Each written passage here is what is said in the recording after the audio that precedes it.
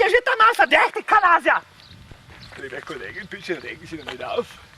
Wir machen da im Auftrag der Stadtverwaltung einen Auftrag und wir werden die Ortstafeln im untergeordneten Raum etwas sanieren. Was heißt noch sanieren? Sie brauchen da gar nichts sanieren. Lois! Genau! Wir sind in einem Scheißbaugebiet, Kanalier! Unsere Tafeln, sind Sie doch zum Retten oder was? Und das bei helllichtem Tag! Lois, seid ihr ein! Kanasier! Hey, Totti! Ja, da oben die Italiener sind am Arbeit. Sie, lieber Herr, Sie brauchen da gar nichts tun. Wir sind stolz auf diese Tafel. Kanasier! Liebe Frau, regen Sie nicht auf. Ich habe einen Auftrag von der Straßenverwaltung bekommen, die Ortstafeln in Unterkärnten zur Reinigen von Verunreinigungen.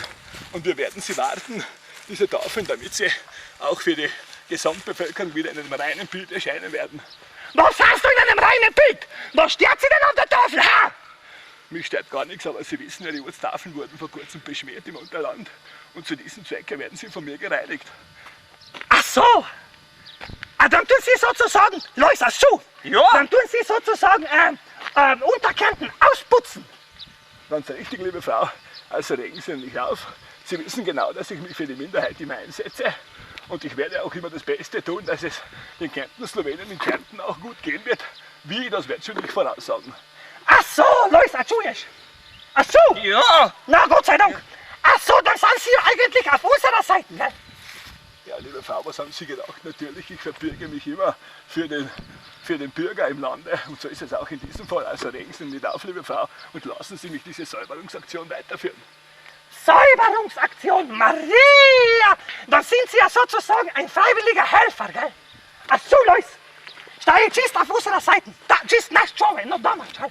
Marinche, dann seien Sie mir nicht böse, gell? Dass ich Sie so wissen Sie, haben halt ein bisschen Angst, gell? Liebe Frau, das macht gar nichts. Ich werde Ihnen das gerne vergeben.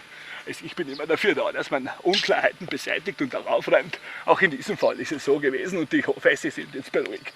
Na freilich, halt, dass man beruhigt. Lois! Genau! Na, wie das man seid beruhigt. Na, dann werde ich Ihnen sagen, mach es weiter mit der Säuberung, gell? Also, nichts für ungut gelten.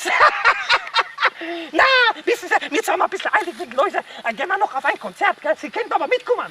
Na, liebe Frau, es tut mir sehr leid, aber das wird sich zeitlich nicht ausgehen. Sie wissen schon, ich habe noch einige Ortstafeln zu säubern und das werde ich jetzt auch tun. Ja, freilich, na, verstehe ich schon. Aber jetzt müssen wir weiter, sind wir schon zu spät, wissen Sie. Lois, red Sie ein. Na, Servus, sagt man. Ja, so, ja, no. Ui, das ist noch leid.